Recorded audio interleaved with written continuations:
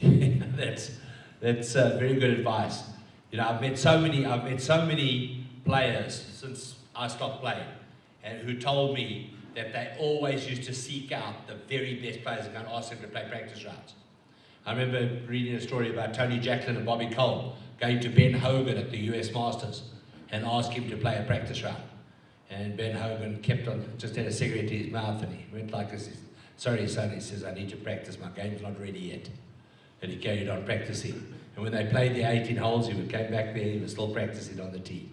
But always try and play with people that are better than you are. Okay, I think that is really, really good advice. Any other questions? That was a great question. Yes, Michael. So these days, we're all able to be our own media publishers. So Arnie, do you have any advice on social media policies? Yeah, I would love to say to you, don't do it, but I think you have to, obviously. I think you've got to be on all the platforms, because here's the first thing, and I learned this a bit late in my career too. If you're not on those social media platforms, you're not relevant.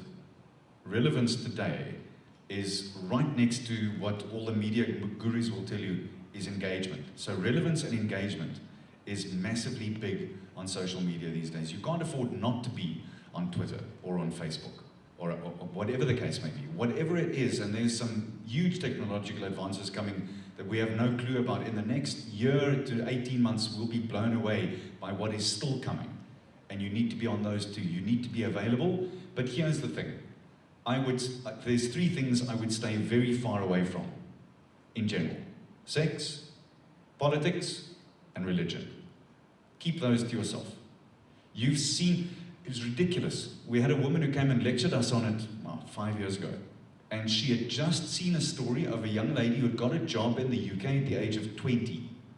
And then she was at this company for about 3 or 4 months, and she picked a fight with someone, and this woman went back in her past and on Facebook found what was a slightly racist comment, and this company fired her there and then. She made the comment when she was 14 years old. 6 years later, and came back to bite her in the butt. So those three things I would stay very far away from. But to be relevant and to be engaging, you have to be on the social media platforms. Here's the thing. What I always do is I make a rule: if I get upset about something and I want to write about it there and then, I write it. But I don't push the send button. I reread it 24 hours later, and if I still feel the same, I'll send it. What is Twitter? Facebook, what are you talking about? They tell me they've amalgamated them.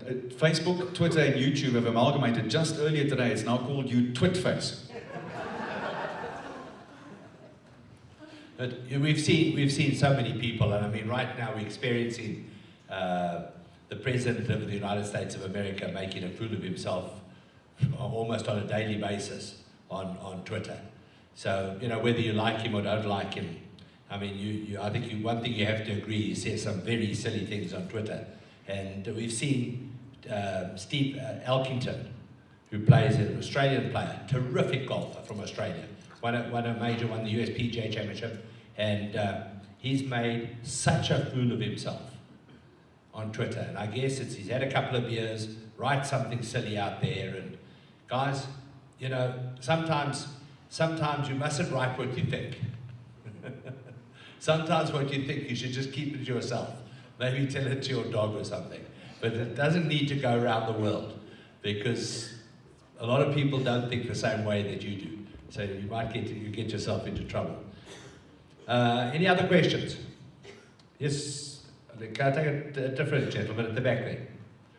Yeah, I think one wants to find out, in terms of everything that has been said, could be overwhelming. In the middle of all that, you're trying to focus as a player in the game. And you need to be very careful in what you say in media and what you say. How important would a support structure be? Choosing the right agent, or just making sure that you've got the right people around you to advise you in those things? Because I think as a golfer, you really want to focus on practicing and being right in your mind. What could you guys say about that? Okay, I'm going to pass this along. I'd like to have my say a little bit, but I'm going to pass this along. You know, we've seen over the years, we've seen a lot of players who've handled themselves differently to each other. For example, Retief Goosen turned pro, got an agent. He has a lady that kind of looks after him in South Africa. He's had pretty much the same sponsor for most of his career, and off he's gone. Ernie's had 10 different agents. He changes his agents almost every week. He's a whole bunch of different agents. He's changed his golf equipment sponsor, his clothing sponsor often. He's changed things, you know, often. Ernie is so popular, he's got away with it. We all want to love Ernie. He has such a lovely look about him. The way you mentioned, the way you walk, your body language. You know, he's just. We all want to be like Ernie, don't we? You know, I mean, he just has such a wonderful look and way about him that you want to be like him. So I think he's been very lucky that he's got away with what he's done. But I think in general, I think you need to be very careful who you choose to be around you. And then you need to be loyal to those people. Okay, you're expecting loyalty from them, you need to be loyal to them. Whether you're talking about an agent, you're talking about a coach, you know, I don't understand these players that jump from one coach to another. The game of golf is so mental that if one guy's telling you one thing and the next thing you've got another coach telling you something completely different, and a few weeks later you've got another coach telling you, like Tiger, I might be 1,000% wrong, but I think Tiger's brain is melted with all the stuff that he's got in his brain about his golf swing. I really don't believe he actually knows what he's doing when he stands over a golf ball, because he's heard so many different things from so many different people. I think if he's stuck with Butch Harmon, Tiger Woods today would still be the #1 golfer in the world. I honestly believe that, because Butch Harmon not only influenced Tiger's golf, he influenced his life. And I don't think Tiger would have made some of the other mistakes he's made if he'd stuck with Butch Harmon. So my thing is, guys, choose a team and stick with the team and be loyal. Yeah, I agree with you. I only had one coach my whole life. I had a coach when I was a boy, which was Dennis Hutchinson, that didn't continue coaching, and then David Ledbetter was my coach. Everybody has their coach at home, then they want to have their coach that's on tour, and we all think differently. Even though we're saying similar things, we think differently, so it could just put a doubt in your mind. You know, if you haven't had a coach, maybe you don't need one. There are guys there that don't have coaches. You don't have to have a coach. You just got to be positive about what you're doing. And today you can film your own swing. You can understand the swing. It might be the right thing for you. You need to find those things for yourself. As far as managers were concerned, I had a lady that looked after me. One lady, my whole life. She did everything for me.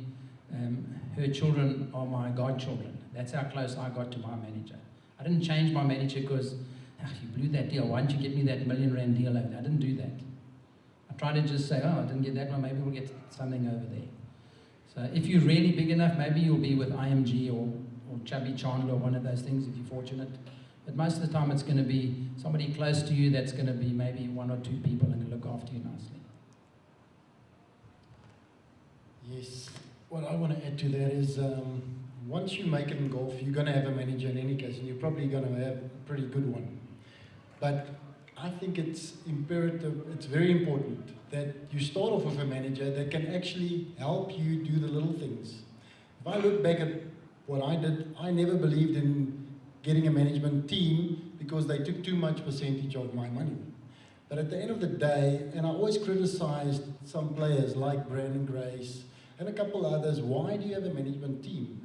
And only later on in my career, I realized why. Because there's so much pressure off them.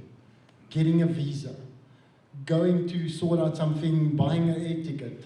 I spent hours searching for the cheapest tickets. I spent days trying to get a visa for Russia, trying to get a visa for Switzerland or wherever, where they go back to their hotel room and they go and rest.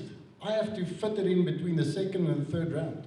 you know, somewhere in London. They have to find it on GPS, and half the time they close by the time you get there. It's okay if you're not making a cut. Yeah, but that means you're there on Saturday, they're closed. But yeah, so I think it's important for all young players to start off, you know, hand over that 5% or 7%. It takes so much weight off your back. And also, you know, just small things. You run out of balls when I played the Challenge Tour. It's so difficult.